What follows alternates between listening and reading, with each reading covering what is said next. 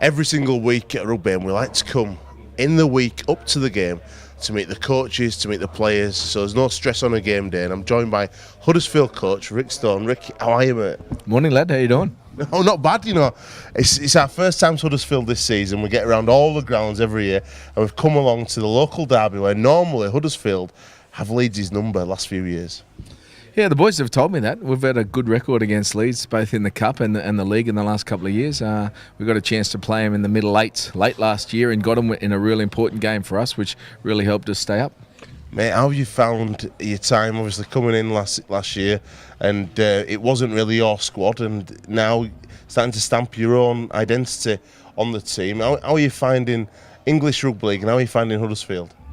Oh, first of all, the English Rugby League game I like. Like the fans, like the people, the passion that's involved in the teams. It's great. The singing and the energy I suppose the fans are going to bring. That's a really good thing that I've enjoyed. Coaching rugby league similar to in Aussie, just different names and faces, basically same sort of characters. Got a good bunch of lads here. We're building towards a squad that we like to get. It's going to take a little bit of time at Huddersfield, but comfortable where we're at. We've had a few up and down sort of performances this year.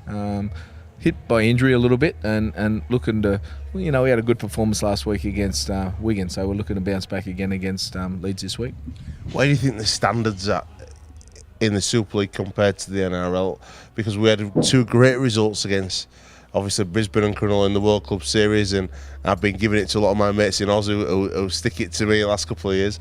But from a coaching's perspective, somebody who's worked in both leagues now, where do you think it's at? Oh, look, I think the standard for the game over here is reasonably good. I think the depth is the main thing. You got a little bit more depth in Aussie. The top 20 players in each squad, I reckon, are really competitive here. But probably the depth and the number of young players playing the game is the biggest difference that I can see. From your own personal perspective, coming into the club, is it like an Arsene Wenger approach where you're looking at the club top to bottom, where you're looking at the community game, you're looking at trying to grow the club, or is it really short term, getting the first team sorted, getting them winning games? Where's your priorities at the moment? Obviously, winning games has got to be our priority right at this point. But coming from a rugby league sort of stronghold like Newcastle in Australia, it is a holistic approach, from basically your scholars right through, because you're basically getting kids involved at 12 years old there, and you're managing their programs and their long-term athletic plan and the rugby league sort of component as well. So there's a little bit going on, working pretty closely with Andy Kelly, obviously head of youth. Top bloke, top fella. Good lad, and doing a good job, and we're trying to get as many of our senior coaches involved with our junior grades and give some quality coaching there. But obviously at the moment we're going to be judged on the wins and losses in the top grade, so that's going to be our focus right now. Mate, you've got some great players at the club, especially in the backs, like Jermaine McGillivray, Leroy Kudra. You made him captain. What were you thinking behind making him captain this year? Oh, I suppose with what you get with Roy is, first of all, he's a hometown boy, which I always think is important. He loves his town, loves his team, and tries hard every time he plays.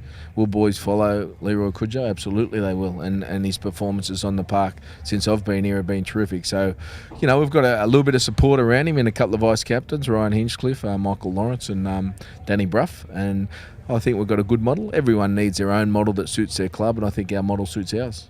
Bruffy's like Marmite to a lot of players in Super League. He's a tough competitor, and I know some of the boys say that he refs the game himself. He's like having an extra ref on the pitch. How have you found Bruffy? And obviously there's been reports recently, but there's no foundation to them because he's here training happy as Larry. Yeah, look, he seems to be a much maligned character, Danny Bruff. Ever since I've been here, he's one of a kind. Yeah, he's been the bloke that I've been asked most questions about, but I've found him good. I found him, first and foremost, he's a competitor, and he loves to win, and he'll do everything he can to win.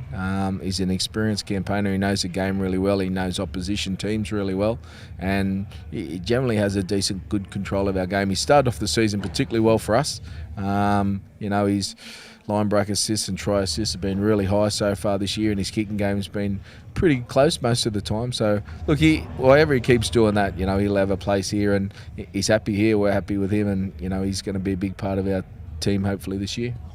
How far away are you from where you want to be? Because I spoke to a couple of coaches in Super League, and they're always saying there's improvements, and I just wondered from your perspective, as they're coming into the Giants, from the team you've got now and the performances that you're getting out of the boys, how far away are you from where you think you want to be? Oh, look, we're obviously not where we want to be. We're still a little bit too inconsistent for my liking. A great result against Wigan. Fantastic. Nobody expected that. No, it was a good one. You know, they're probably there for the picking a little bit, Wigan. They had a few injuries and they got a couple of injuries early. But, you know, we got a bloke sinned in late, Cruz Lehman sinned in late, and we held on pretty tough and finished with a 16-all draw, which is a bit disappointing in the context of how the day went. But I suppose if you asked us before we went to Wigan, we probably would have taken 1 point. So, you know, consistent performance need to improve. And look, in the rugby league compared to the football, it's a completely different animal as far as organising your squad. It takes a little bit longer to regenerate and turn over your squad because you just don't have the vast amounts of cash. So generally it's a couple in, a couple out sort of scenario, and generally it's going to take a couple of years for a new coach to put his total stamp on his team. Mate, I think there's a big area. If you look at, people say rugby league in England, it's an M62 corridor stronghold, but I think between probably Salford and Leeds, there is a lot of money that needs to be spent in the community to grow the junior game. But the fans have been really good at Huddersfield. Every time we come here, they're always in good voice. Do you feel like the Huddersfield local game needs a bit more support? I probably think it does. You know, I suppose traditionally, a long time ago, obviously they were one of the superpowers in the game, both with the support and probably their results. You know, if you way back to the turn of the century and then the 50s and things like that. Obviously, being the birthplace of rugby league. Obviously, football is a stronghold in the town. Yeah, the town are doing great, and that's good for the town. Absolutely, we all love that. And you know, the main thing is for us as a club is, we want local kids to want to come and play for Huddersfield, and we've got to get out in the community and sell ourselves a little bit and make sure that you know, we're attractive for a young player to come and play for. You know, there's plenty of talk about the Leeds and the Wigans and the St Helens of the place, but ideally if they live in Huddersfield, you know, basically half an hour radius, we want them to come and play for the Giants. I just wondered, I know there's a lot of people in coaching when you go out into other sports and share ideas. Have you spoke to Mr. Wagner from the Huddersfield Town? Have you had any discussions about, you know, obviously the philosophy for the way he coaches the team? Because they've done really, really well and people are raving about him.